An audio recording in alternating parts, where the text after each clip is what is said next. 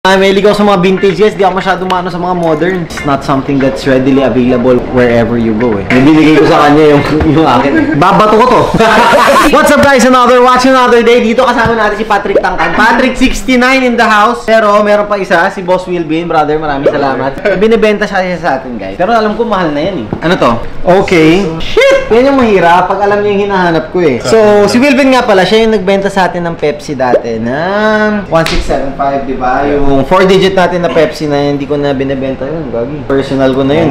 Now, you're selling me a no date reference 14060, tama? With paper stamp, no box, no tags, no receipts. Pero ito naman yung pinaka-importante. Yes, kasi Swiss only. Ito kasi guys, kaya ako kinuha tong watch na to, nasuot ko ngayon, na ginawa ko ng personal. So, what's the ghost bezel? Tingnan mo pare, nag-ano na siya, nag-grayish na siya. Compare dito sa black na black. So, ito, nagbo-bluish grayish na siya. So, that's what we call the parang nag-ghost bezel na siya. Which adds a little more character to the watch na gustong-gusto ko siya. Kaya ako siya pinersonalize. Dito, nakasulat Swiss lang. Dun sa 6 o'clock niya. Wherein dito sa isa, Swiss made. So, itong Swiss only, yung nakasulat na Swiss only yan, is only 1999 production. I'm collecting actually mga Swiss kasi first Submariner date ko na nabili, which is first Rolex ko, is also a Swiss only. Tapos ito na yung gagawin kong personal ko. Hindi! Kasong mahal pare, magkano? 455. Mo? Nakita ko na kasing pinost niya to eh. Hindi pa? Hindi mo ba, boss? Alibay ko. Pero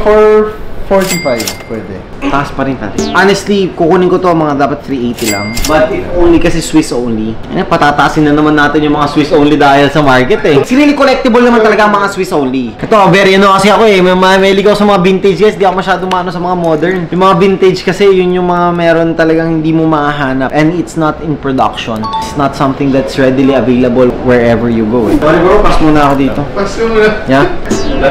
Binigay ko sa kanya yung akin. Andito yung Swiss only. Ay wait, kailangan ko pala yung bezel niyan. Pagpalitin ko muna. Taas bro eh, hindi mo kaya 400? Kaya po. Max ko na talaga 400 for this. Pinaka-lowest ko 440. Collector ka tapos negosyante ka rin. You have to get it for a dealer's price. If I were to 445 nito, parang ano na ako nito, parang end user na ako eh. No room for profit.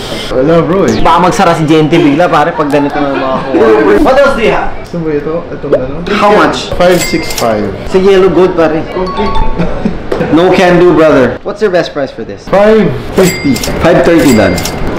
Actually guys. Mataas na yun. For a yellow gold ah. Babato ko to. Mataas offer ko. Forget black, ganun. Mas mataas nga yung black eh. Ah? Hindi oh. Mas konti yan eh. Ano? 530. 550. 540 last.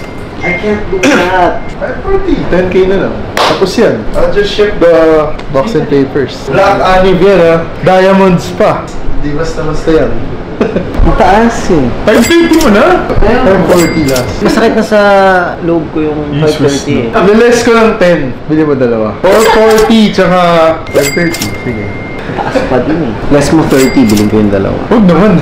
Hindi mo mabibenta yan, boss. 10,000 na lang, hindi pa kayo magbibili. Alam mo yan, yung price ko as in enough ko na Second na talaga. actually. Bro, para magka-deal lang ngayon. 535. Para magka-deal lang. Pero pag nag-pass ka, at namin.